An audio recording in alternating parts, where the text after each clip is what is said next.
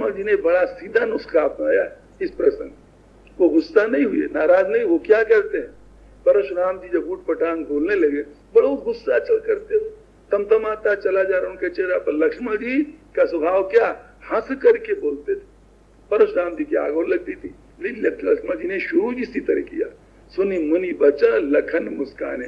पहले तो हंसते, वाह, वैसे करके हंसते। परशुराम जी देख के कहते, अच्छा ये छोकरा हमको कुछ नहीं समझता। अब बोले परस धरे, फिर बोले कि बहुत धनुया तोड़ाए, कभी गुस्सा नहीं किया। तो बड़ा लंबा चौड़ा परशुराम जी का प्रसंग है, बहुत चढ़ाव उतार आते हैं। तो परशुराम जी ने भगवान राम का अपमान किया, तब लक्ष्मण जी उनका अपमान कर रहे हैं। नहीं तो परशुराम जी न बोलते तो लक्ष्मण जी न बोलते। उस प्रसंग के भाइयों निचोड़ है। लक्ष्मण जी ने सोचा, परशुराम जी का सारा जीवन गुस्सा कर करके लोगों के मारने काटने में गया। बताओ ये कहाँ का फैसला था, ये कहाँ का न्याय था। एक क्षत्रिय राजा ने इनके पिता को मार डाला। उस क्षत्रिय राजा से बदला लेने के लिए लाखों करोड़ों क्षत्रियों को उन्होंने वध किया। ये कोई न्याय था? इसीलिए आपको एक बार आश्चर्य लगेगा, परशुराम जी भी परमात्मा के अवतार माने गए, अंशावतार। जब एक अवतार धरती पर है ही तो दूसरे अवतार की क्या आवश्यकता थी? भगवान राम को अवतार लेने की क्या आवश्यकता थी जब परशुराम मौजूद ही है, अंशावतार। इसीलिए आवश्यकता थी। परशुराम जी समाज का संगठन न कर सके, समाज के विघटनकारी उल्टे बन गए। बड़ी बड़ी बातें आती, कितना मार मार के कुंडों में खून भरा था, उनके द्वारा हवन किया, क्या क्या किया, महाभारत आदि में घटनाएं पढ़ो।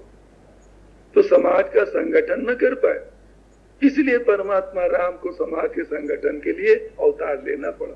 और उन्होंने इन सारे बिछड़े हुए टूटे फूटे लोगों को एक करके रखा। तो परशुराम जी इतना अनर्थ कर चुके। लक्ष्मण सोचते हैं, बाबा जब से जन्मे आज तक क्रोध और अहंकार का बोझ ढोते हैं। आज जब भैया के संपर्क में आ गए, आज भी अगर इनको शांति न मिली तो इनको शांति कब मिलेगी?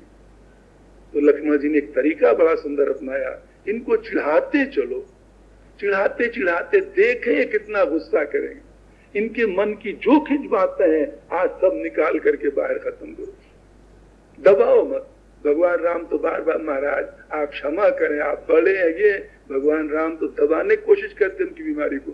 पर लक्ष्मण कहते भैया मत दबाओ, निकलने दो।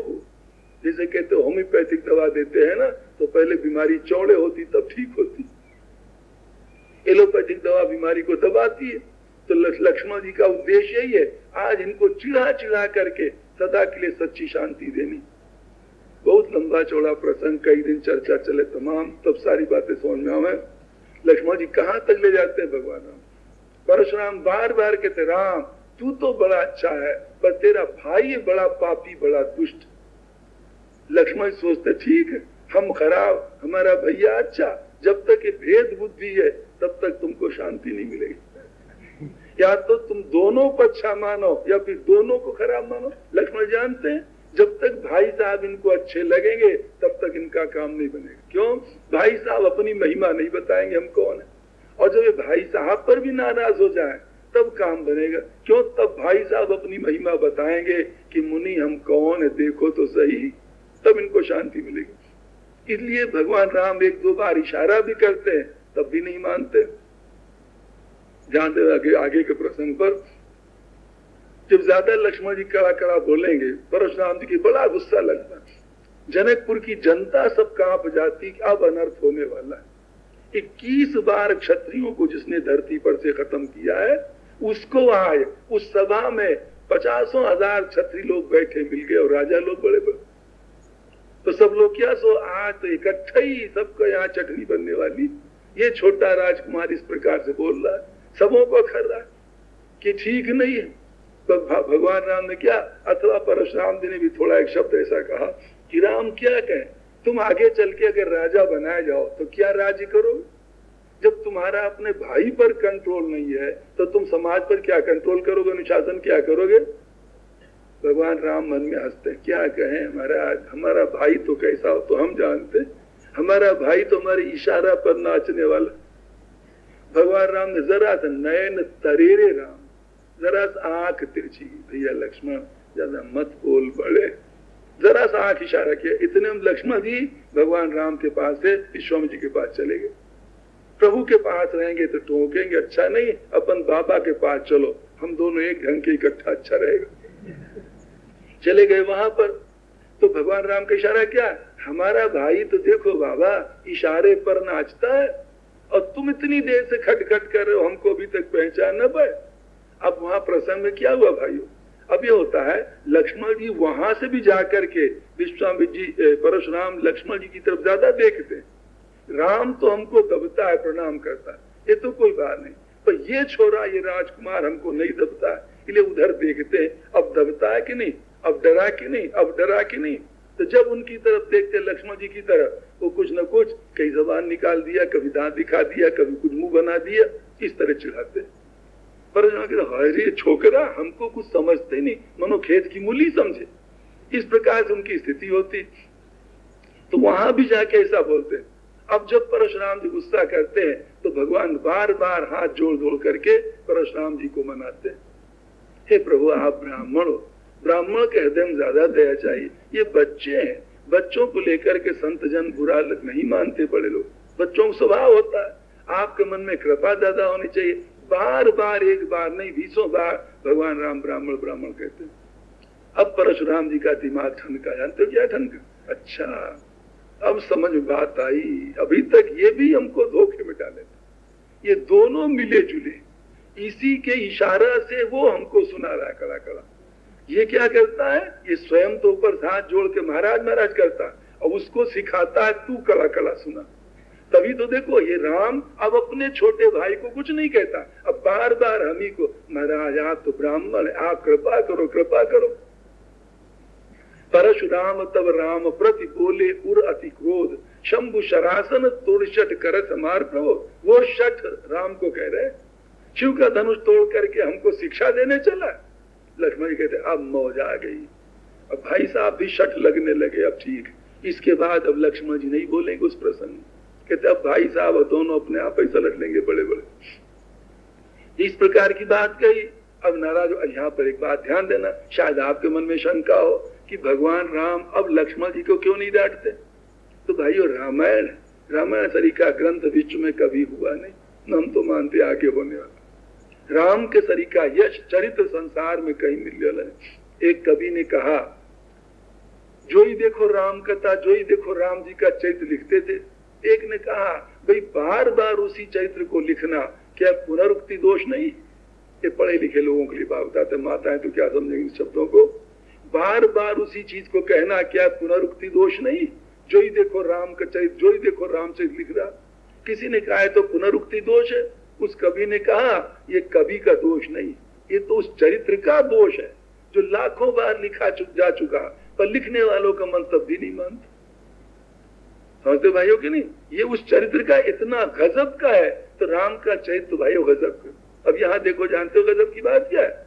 आपके मन में शंका हो सकती, होना चाहिए भी, कि भगवान राम लक्ष्मण जी को क्यों नहीं मना करते, परशुराम जी को क्यों कह रहे।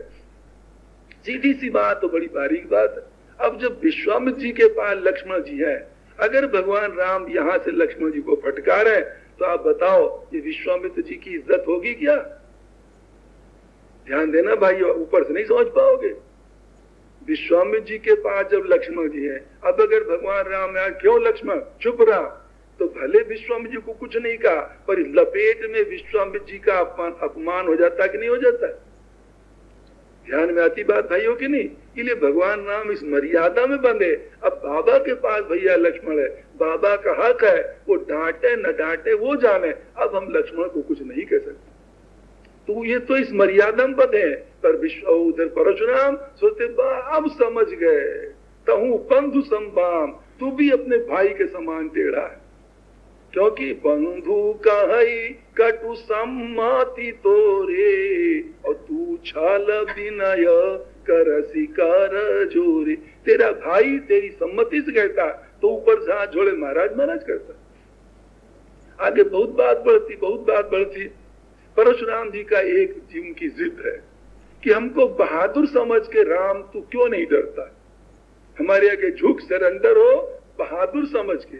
भगवान राम कहते हैं बहादुर समझ के तो हम किसी के आगे झुकने वाले नहीं, क्योंकि अपने हम वर्ण धर्म को खो दे क्या।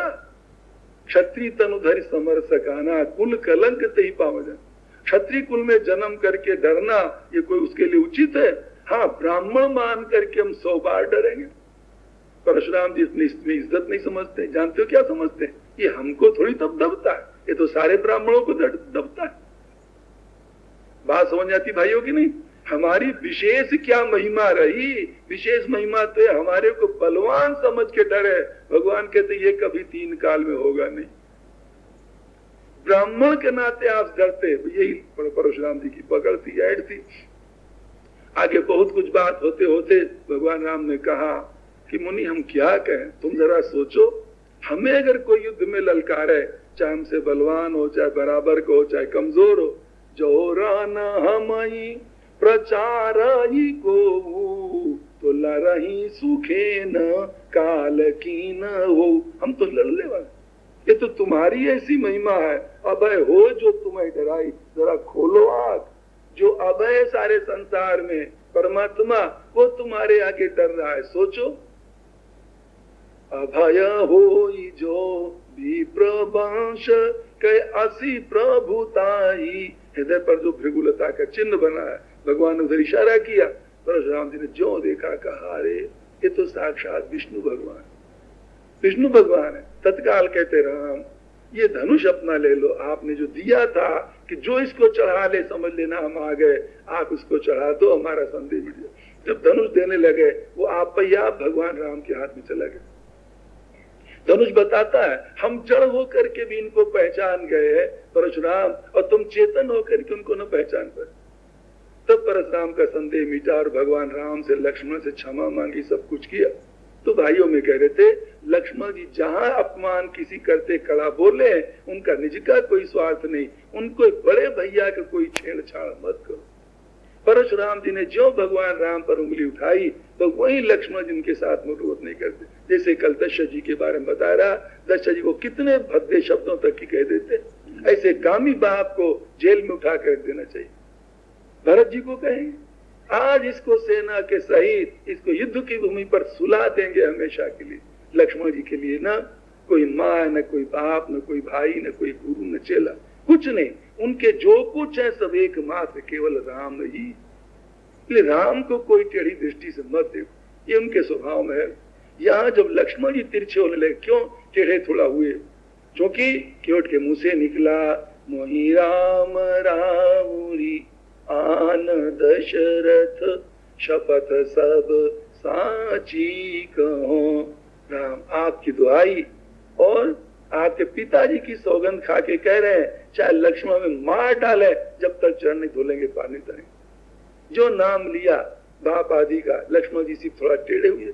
तब केवट ने कहा प्रभु ध्यान रखे, ये ऐसा होता है। तो गोसाई जी ने कहा सुनी केवट के बहन प्रेम लपेटे अटपटे बिहसे करुणा ऐन चितय जान की लखन तनु। केवट के अटपचे बहन, देखो 3 है सामने केवट के, भगवान राम, लक्ष्मण, सीता जी, मुख्यतया 3 है। 3 प्रकार के वचन केवट बोलता है। भगवान राम सोचते खाए कितना चतुर है। देखो हम 3 तरह के हैं और तीनों के लिए खुराक पहुंचा रहा, पर ध्यान हमारी तरफ केवल। सुनी केवट के बहन प्रेम लपेटे अटपटे। एक तो बहन माने सूदे सादे, और प्रेम लपेटे और अटपटे, 3 तरह हो गए ना। सूदे सादे वचन, प्रेम लपेटे वचन, अटपटे वचन। भगवान राम क्या सोचते हैं? सीता जी भोरी भारी सूदी सादी, ये सूदे सादे वचन भी केवट ने कहा। सूदे सादे का प्रेम लपेटे भी कहा है, चाहे मार डालें प्रेम लपेटे भी कहा है कि आपके चरणों को जब धो लेंगे तो हम लोग का मिटाएंगे, प्रेम लपेटे वचन। चाहे हमको मार डालें, तुम्हारी कसम, तुम्हारे बाप की कसम, बिना पैर धोए पानी उतारेंगे। तो लक्ष्मण जी अटपटे हैं तो लक्ष्मण जी की भी खुराक पहुंचाइए। भगवान राम प्रेम के भूखे हैं, उनकी भी खुराक पहुंचाई। सीता जी सूदी सादी, उनकी भी खुराक पहुंचाई। पर ध्यान केवल केंद्रित है भगवान राम की तरफ। इसलिए सुन केवट के बहन प्रेम लपेटे अटपटे बिहसे करुणा ऐन चिते जान की लखन तनु। सीता जानकी लगा। भगवान राम हंसते हैं तो गोसाई महाराज ने कहा, बरुतीर मारही लखन पे, जब लगी न पाया पखारी हो, तब लगी न तुलसी दास नाथ, कृपालु पार उतारी हो। चाहे मार दें पर जब तक पैर नहीं धोलेंगे तब तक पार नहीं उतारेंगे। गोसाई महाराज अपना नाम याद देते। अब उसके त्रेता युग के भक्त के मुंह से कहलाते हैं, हे तुलसीदास के नाथ। मानो केवट गोसाई महाराज क्या सोचते, अपने मुंह से हमारा संबंध भगवान से जचा दे तो मानो हमारे मौज आ जाए। भगवान का कोई उच्च कोटि का प्रेमी कह दे कि तुम तो भगवान के हो तो कितनी मौज आनी चाहिए। इसलिए गोसाई महाराज वहां पर अपना नाम देते हैं। तब लगी न तुलसीदास नाथ, कृपालु पार उतारियो। अथवा गोसाई महाराज कहते हैं, पार उतारियो, पार तो आप उतर जाओगे। निषाद अगर तरह से डांटेगा तब भी इसको उतारना पड़ेगा क्योंकि इसकी प्रजा है।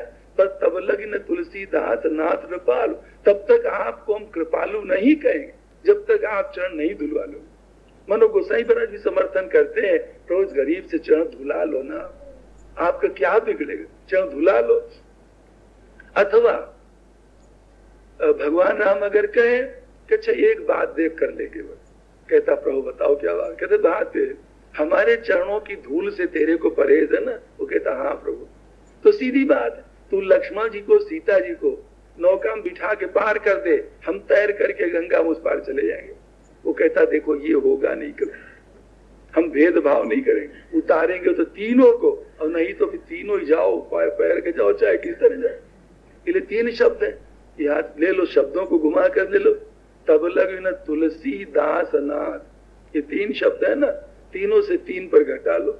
तुलसी से तो तीनों में कौन फिट बैठेगा, सीता जी फिट बैठेंगे, और दास से लक्ष्मण जी दास है और नाथ से राम जी यही है। तो केवल कहता है तीनों को पार नहीं उतारेंगे, और अगर एक ही में लेना चाहो तो एक ही में ले लो।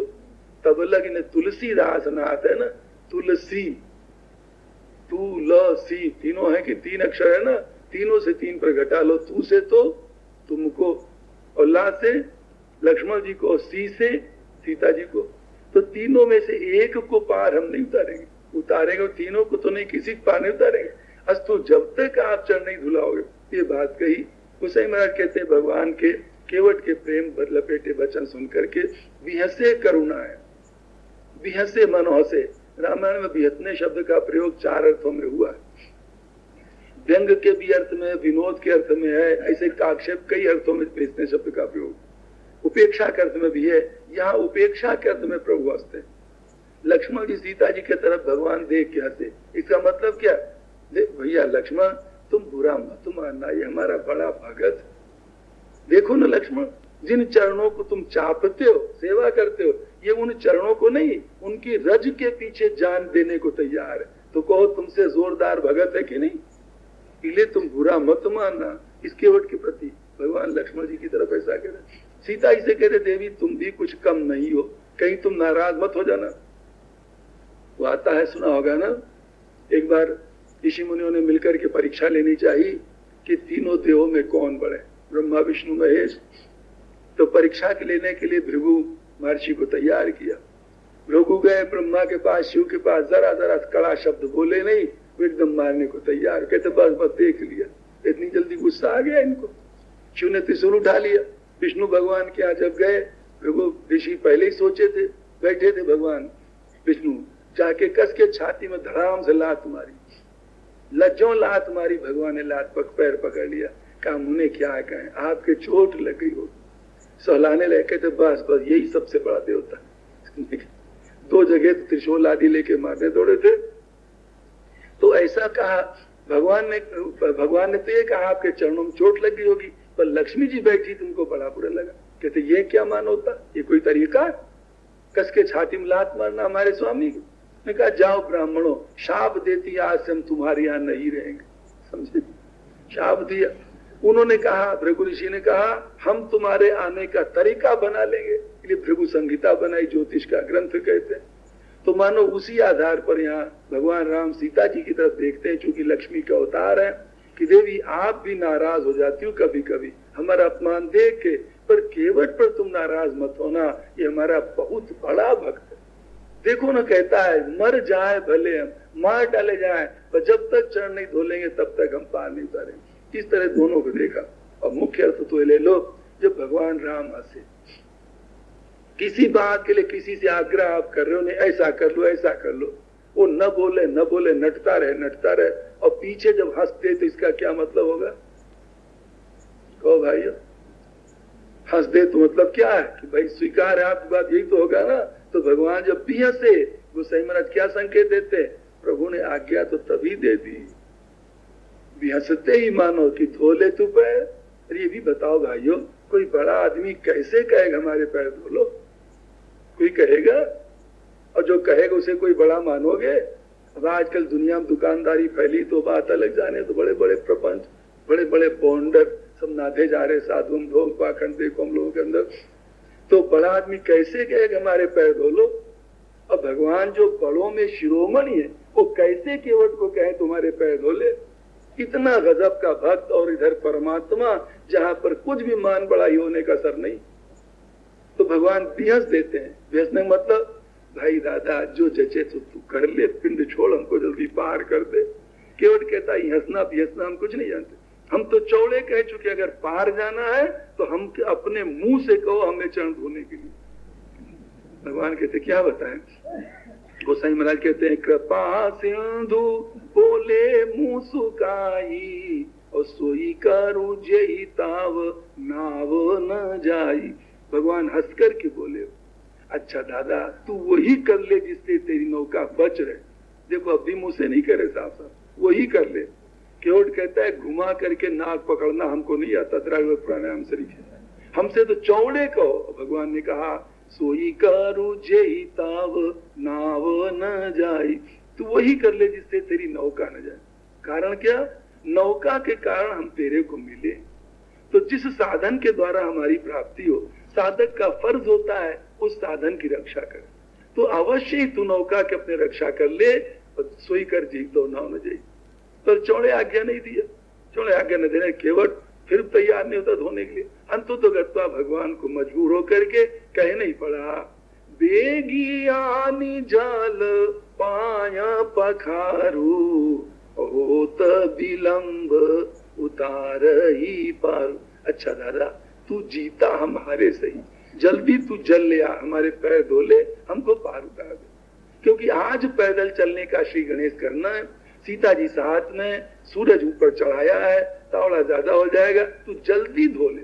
भगवान ने सोचा होगा एक गांव का गंवार ढीठ मिला तो इतनी देर खटखट किया, और कहीं इसको धोता देख करके और लोग ना थाली ले लेके दौड़े, हम भी धो ले हम भी धो ले, तो दिन भर आज धुलाई का ही भंडारा होगा तो हम बन जाएंगे कब। इसलिए भगवान ने कहा तू जल्दी जल ला करके हमारे पैरों को धो ले। इस प्रकार से भगवान आज्ञा देते। आगे की चर्चा कल चलाने को मन।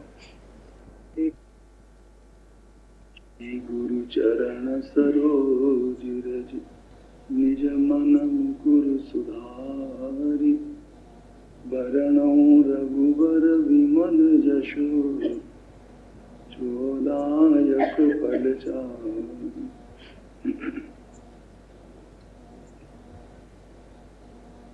कृपा सिंधु बोले मुँह सुकाई, सोई करू जेहि ताव नाव न जाई।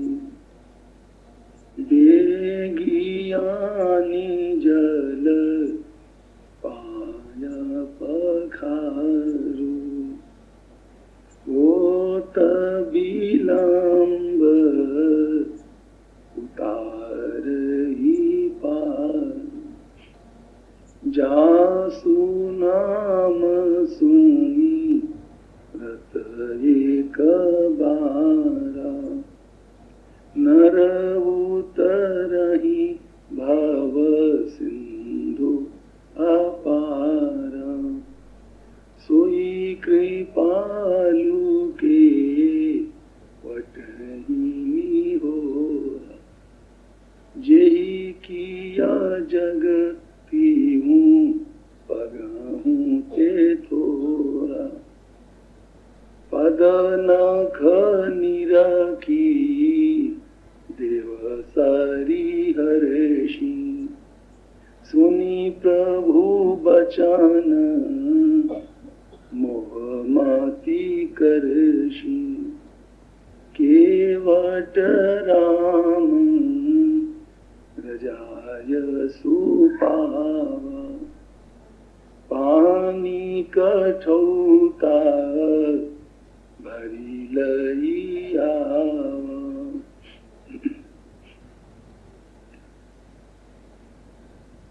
आदरणीय माताओं और भाइयों, परमात्मा की तरफ चलने के लिए,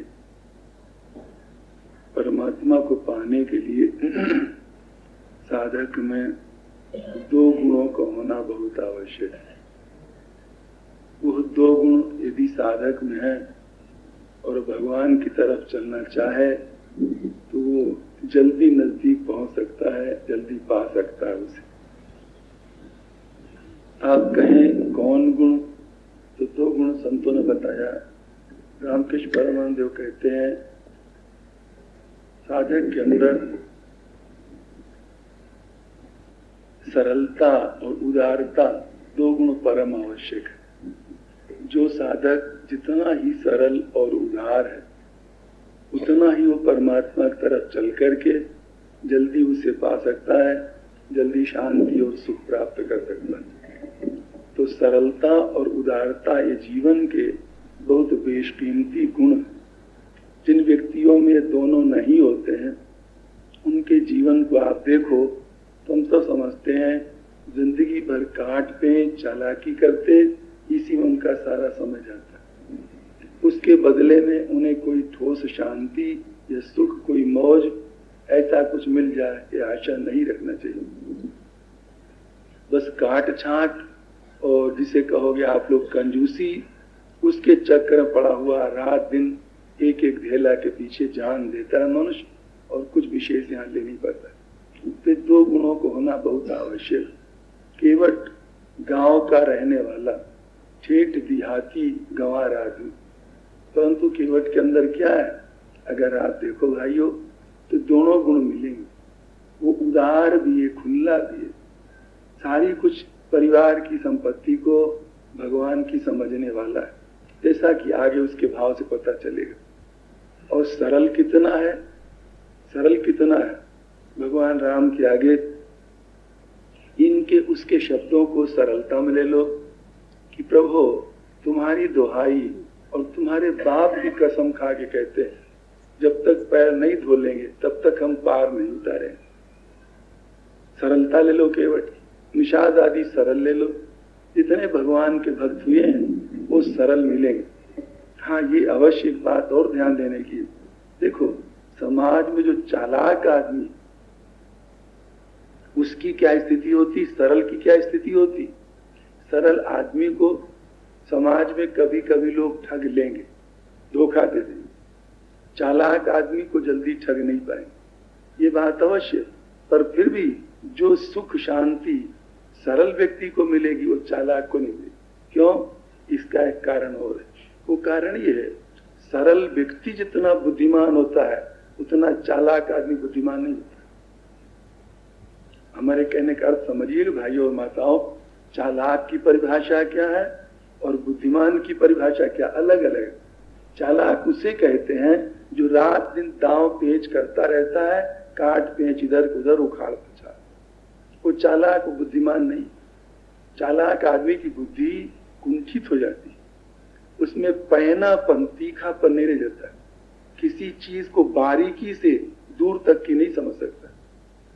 कई बार कभी कभी ऐसे लोग मिले, नेता टोली के समझ लो को, जिन्हें लोग कहते रहे बहुत चालाक, बहुत हो, बातचीत चलती है तो व्यवहारिक बातों में तो उखाड़ पछाड़ की बातें तो बड़ी उसको आती, पर कोई परमार्थ की बुद्धिमानी की बात कहो तो ऐसा लगता है कि उस बात को उसकी बुद्धि ग्रहण करने की क्षमता नहीं रखती, उसकी बुद्धि उस बात को पकड़ नहीं पा रही। तो क्यों? दुनिया के दांव पेच कर करके मनुष्य जो चालाक होता है उसकी बुद्धि कुंठित हो जाती। जैसे किसी हथियार से, तलवार से ले लो, गंडासा से ले लो, चाकू से ले लो, हर समय कुतर कुतर कुतर कुतर करते रहो 17 चीजों को, तो चाकू की धार क्या तेज रह जाएगी? नहीं तेज रहेगी। और जिससे हर समय कोई काट पेच कुछ नहीं, वो धार ज्यादा तेज रहेगी। तो ये भी बात ध्यान, जो जितना ही सरल होता है उतना ही अधिक बुद्धिमान होता है, और जो जितना चालाक होता है, दूसरे शब्दों में कहे, वो उतना ही डबल मूर्ख होता है। तो समाज में चालाक है, देखो उसने कैसे दंड बंद करके पैसा कमा लिया, कैसे कैसे क्या कर ले, ये सब कर ले, तो जीवन में शांति और सुख अनुभव नहीं कर पाएगा, नहीं कर पाएगा। भगवान ने गीता में या रामायण में गोसाई महाराज बताते हैं, भगवान राम के जहां संतों के लक्षण बताए, गीता में भगवान ने जहां दैवी संपदा के लक्षण बताए, वहां क्या कहा?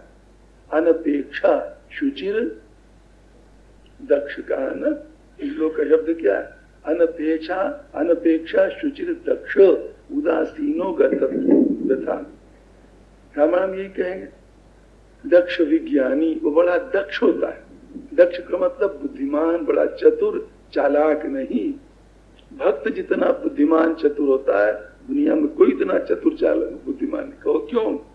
अरे भाई वो समझ गया ना दुनिया की पोल को कि दुनिया में क्या रखा है, और जो नहीं समझा इन्हीं के पीछे मर रहा है, वो बुद्धिमान कहाँ रहा? अपने को बड़ा भले बुद्धिमान समझे, अपने को बुद्धिमान भले समझे, पर वो बुद्धिमान नहीं है। बुद्धिमान वो होगा, या और शब्द में कहें हम, भाइयों आप में से चाहे कोई माता है चाहे भाई हो, वही बुद्धिमान है जो अपने जीवन को सुखी बनाने का तरीका सीख ले। ये तो आप सब मानोगे ना, ऐसी कला सीख लो जिस कला को पा करके जीवन सुखी हो जाए, आपका सुधर जाए, तब तो आप बुद्धिमान हो। और जिन बातों के करने से आपका जीवन दुखी रहा, तो आप बुद्धिमान कैसे रहे? और चालाकों को देखो, तो चालाकों की क्या होता? ये दो ठगों की ठगाई दुनिया में होती। एक बात याद हमें आई, एक परिवार था, उसकी बच्ची थी कानी, ब्याह नहीं हो रहा था, छोरी कानी थी, ब्याह नहीं हो रहा था। तमाम तरह के लोग आए पर बात फिट न बैठी। एक बीच में चालाक आदमी पड़ गया, उसने कहा कितना पैसा हमें दोगे, हम ब्याह करा दे तुम्हारी छोरी को। परिवारों ने कहा चलो किस तरह ब्याह हो जाए, भाई जो जैसे पैसा ले लो। बात तय हुई। उसने सोचा कहाँ से ब्याह इसका फिट बैठेगा, तो कोई अच्छी जगह तो नहीं मिलेगी। उसने सोचा कोई छोरा ऐसा चुनो जो लूला लंगड़ा हो, उसके साथ इसका ब्याह फिट किया जाए। उसने एक लंगड़े छोकरे के साथ ब्याह की योजना बनाई, सारी बातें पक्की कर लिया। इधर से ये रहा कि बताना मत कि छोरी कानी है, उधर से उसने कहा बींद वाले ने बताना मत कि हमारा छोरा लंगड़ा है। देखो चालाक था, दोनों को जोग बिठा रहा, दोनों को जोग बिठा रहा। समय आया, बारात आई, सब कुछ हुआ धूमधाम से, दोनों कुछ संपन्न भी थे।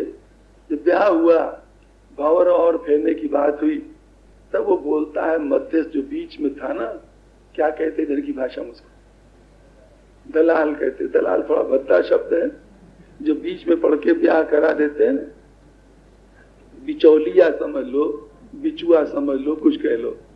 तो वो जो था, वो जब ब्याह भावर पड़ गई, वो कहता वाह जग जीत लियो मारी कानी, हमारी कानी ने जग जीत लिया, मार दिया दांव।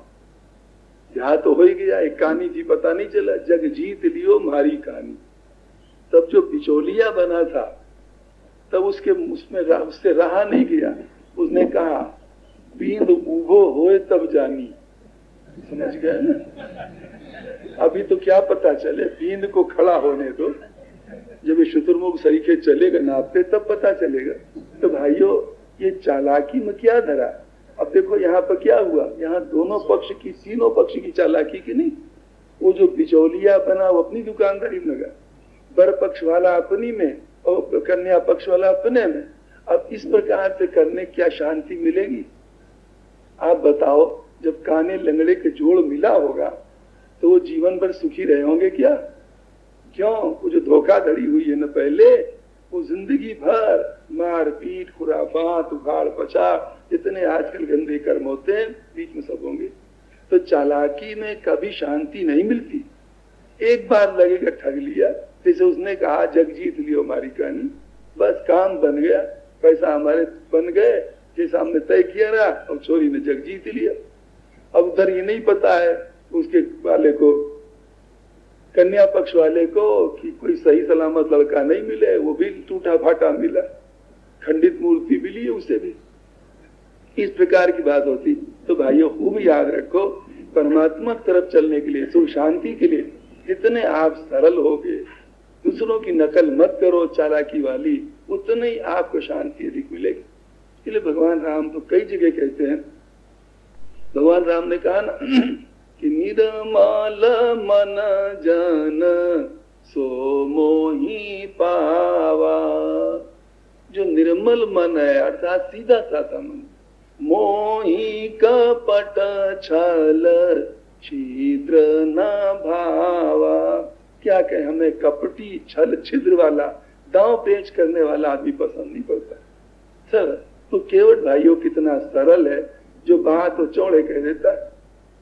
ये सरलता ही तो है ना, नहीं कोई दांव पेच करता कि चरण कमल रज कहाँ सब कहाई।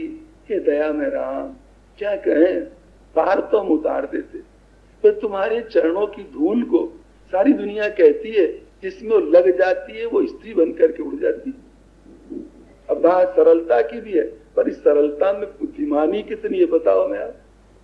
बुद्धिमानी है कि नहीं? बुद्धिमानी क्या है? ऐसी सरलता का प्रदर्शन करके उसने परमात्मा को ही ठग लिया। हम तो कहते वो छोरा बुद्धिमान नहीं है, दूसरे को ठग ले। सुने, तुलसी सोई चतुर नर राम भजन लो लीन, पर मन पर धन हरन को वैश्या बड़ी प्रवीण। इसमें तो कुलता स्त्री वैश्या बड़ी निपुण होती, दूसरे को ठग लेना मन और धन को।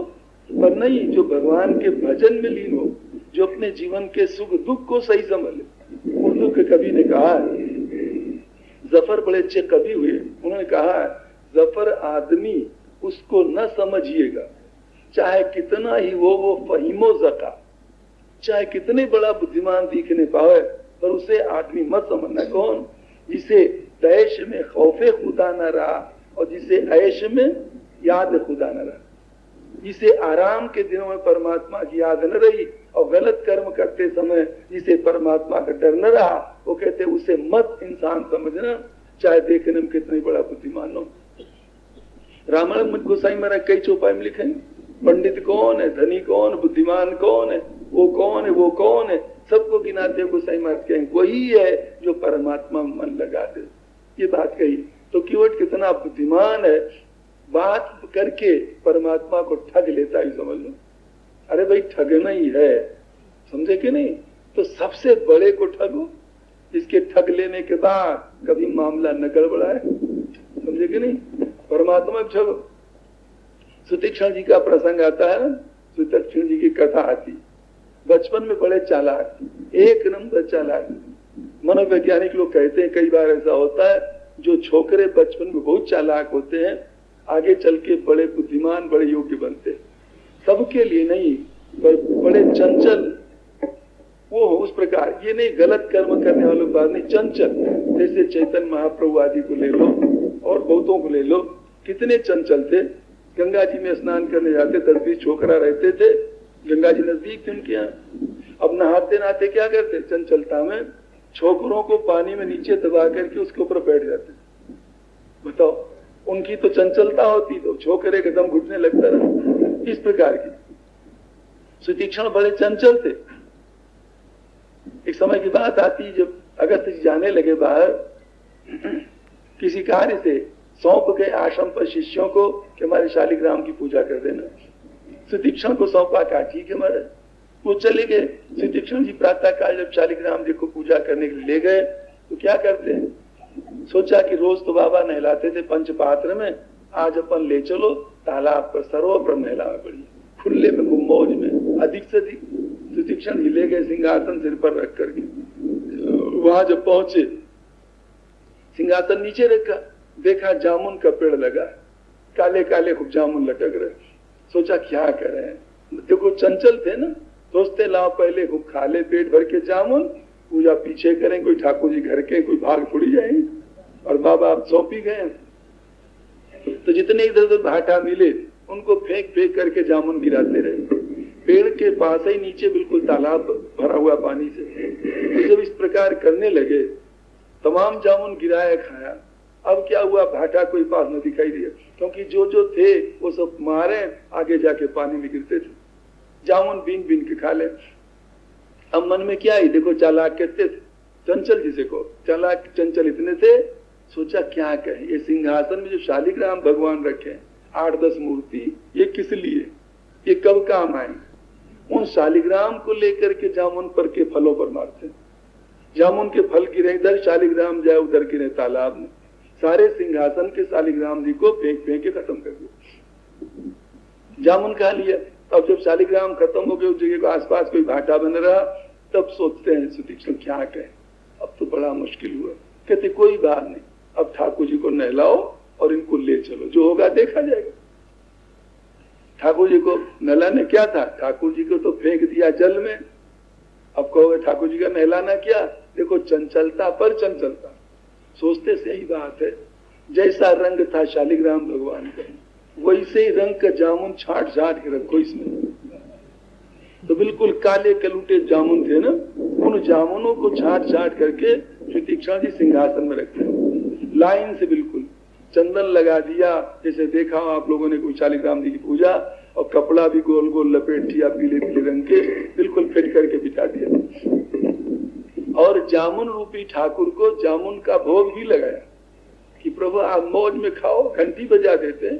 अब देखो ये मिठाइयां सब बचपन की, जो नहीं करना चाहिए वो उधमबाजी देख ली, ये सब कर करा करके सिंहासन लेकर के चले आए। और जहां पर ठाकुर जी पधराए जाते वहां सिंहासन धर दिया। दूसरे दिन प्रातः काल जब आ गए अगस्त ऋषि आश्रम पर, वो आए और स्नान आदि करके जब पूजा करने चले अपने ठाकुर जी का, सिंहासन रखा और पंचपात्र में शालिग्राम भगवान को पधरा करके ऊपर से जल डाल करके वो चंदन जो है घिसने लगे कि छूट जाए चंदन नहलाते समय। तो जो जल डाल करके चंदन रगड़ने लगे तो फस फस ठाकुर जी होने लगे। जो अंदर गिरी थी वो बाहर निकल आवे और छिलका हाथ में लगे। सोचा ये क्या बात, पुकारा गुस्सा होकर ब्रह्मचारियों, भाई सुनो ये बात हमारी। ब्रह्मचारी कही आते, कहते ये क्या हुआ, कल पूजा किसने की थी। कहते महाराज आप जिनको सौंप गए थे सुतीक्षण भैया ने की। कहते बुलाओ उसको तो दुष्ट को। वो जब आए सुतीक्षण, कहते क्यों रे तूने हमारे शालिग्राम क्या की। कहते महाराज है ना, कहते मूर्ख कहीं का बेवकूफ बनाता, ये शालिग्राम है कि देख क्या फल है।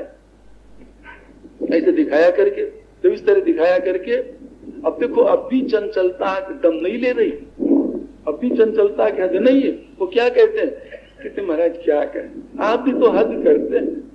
आप बताओ किसी चीज पर बार बार रोज रोज पानी डालो तो क्या होगा, वो सड़ेगी नहीं तो क्या होगी, सड़ेगी नहीं तो होगा क्या। तो क्या कहते हैं, बार पुनि पुनि आखत पुन पुन पानी, शालिग्राम सड़ गए हम का जानी।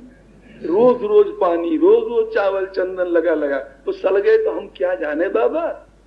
देखो कितनी चंचलता दुष्टता जो जैसे कह लो बचपन अगस्त बुला गुस्सा कब हट जा आंखों के सामने से, क्योंकि तेरे को एक बार अपनाया है, हम शाप नहीं देना चाहते तो ये जरूर कह दे रहे हैं तू निकल जा, अब जीवन भर हमारे पास मत आना, या तो तू हमारे भगवान को लाके मिला दे और नहीं तो जीवन भर कभी मुंह मत दिखाना। जो ये बात कही, देखो जो सुतीक्षण इतने धूर्त थे, चंचल थे, कुछ भी कह लो, उनका जीवन उसी समय एक सेकंड में सदा के लिए बदल जाता है। बदल गया एकदम, हृदय पर बड़ा जबरदस्त आघात लगा। सच में हमने बाबा के साथ कम पाप कम अन्याय नहीं किया, अन्याय की सीमा कर दी। जिन प्रभु के माध्यम से ये चिंतन करते थे भगवान का, भाइयों जीवन में मूर्ति पूजा का बड़ा महत्व है। ये बौखलाए हुए लोग जो उसकी वास्तविकता तो नहीं समझते, जिनको साधन भजन नहीं करना, वो दुनिया भर के ढोंग पाखंड की बातें बनाते रहे। आप बताओ, हम तो कहते विश्व में एक प्राणी कोई बता दो जो बिना मूर्ति पूजा के किए एक दिन भी दुनिया में जी सके, बिना मूर्ति पूजा के। और जिन धर्मों में संप्रदाय मूर्ति पूजा नहीं है, प्रकारांतर देखो कुछ न कुछ पूछते, कुछ न कुछ पूछते हैं। अरे भाई समाधि की पूजा, मजार की पूजा ले लो, या प्रार्थना इबादत गाह जो बनाती उसकी भी तो शक्ल है, उसकी पूजा होती कि नहीं? उसके माध्यम से परमात्मा का चिंतन होता है। बिना किसी चीज के माध्यम से कोई भगवान की याद करके दिखाते थे। स्वामी विवेकानंद जी अमेरिका वगैरह में बड़े जबरदस्त भाषण दिए। ये बात सत्य है, क्योंकि आप सब बताओ, आप सब जितने बैठे हो शक्ल वाले हो कि नहीं? आप सब ये मूर्तियां हैं कि नहीं? तो शक्ल वाला बिना शक्ल वाले की पूजा किए कैसे रह सकता है? माताएं प्रातः काल होते ही बच्चे को नहलाती धुलाती हैं। अगर कोई माई कहे मूर्ति पूजक नहीं है तो क्यों ढोंग कर रही? फिर ये मूर्ति तो है। आप लोग समझ लो, कोई कहे मूर्ति पूजक, ये मनोवैज्ञानिक गहरी बात, ऊपर की छिछले अध्ययन में मत फंसो। कोई कहे मूर्ति पूजक नहीं, और प्रातः काल जब नहाता है कंघा लेकर तेल लेकर सट सट करते हैं, क्या हो रहा है? ये मूर्ति पूजा नहीं है। मूर्ति की पूजा का मतलब शक्ल की पूजा। कोई चीज की आप करते हो वो सब की सब मूर्ति पूजा में शामिल होगी। तो अगस्त्य जी क्या था? ये आधार क्या था? भगवान शालिग्राम के माध्यम से परमात्मा का चिंतन किया था। मूर्ति पूजा का जो वास्तविक रहस्य वो ये है कि मूर्ति के माध्यम से हम भगवान के गुणों की याद करके उधर बढ़ते हैं। ये पहला स्टेज है, बढ़ते हैं। मूर्ति पूजा का मतलब नहीं कोई पत्थर की पूजा। स्वामी विवेकानंद, भाई कौन माई बोल रही है? बच्चियां क्यों कर रहे हो कुट-कुट? तुम चुप बैठो, नहीं तो अलग अलग बैठोगे। विचार करके देखो कि मूर्ति पत्थर मूर्ति पूजा नहीं, वास्तव में भगवान की पूजा है। मूर्ति पूजा तो तब कही जाए पत्थर पूजा जब कोई मंदिर में जाके श्लोक पढ़े, हे प्रभु क्या कहें, मकराना से तुम निकले थे खान में पत्थर, और फिर कारीगर ने हथौड़ी छेनी लगा लगा तुमको गढ़ के बनाया, ऐसे ऐसे हाथ और पैर बनाए, हम तुमको नमस्कार करते, तब तो पत्थर की पूजा होती। पर बोलते क्या? नीलांबुज श्यामल कोमलांगम। उस मूर्ति में परमात्मा के गुणों का आधान किया जाता है, हम उसकी पूजा करते हैं, पत्थर की पूजा नहीं करते। तो यहाँ प्रसंग वशात बात आई, बात तो बड़ी लंबी चौड़ी है दार्शनिक ढंग की, कि जो अगस्त्य जी शालिग्राम भगवान के माध्यम, शालिग्राम जी की मूर्ति क्या कारण पूजा करते? हाथ पैर आंख नाक कान कुछ नहीं, ऐसी चीज चुनी जाती है जिसमें कभी हम दोष न देख सके। तो गोल मटोल ठाकुर जी, जिधर से जचे खवाओ, जिधर जचे पिलाओ, कुछ नहीं। इसलिए बड़ी सुविधा पड़ती है, उनमें उन गुणों का आधान करता है साधक। तो अगस्त्य जी ने शाप दिया, बहुत कड़े शब्दों का शाप नहीं दिया।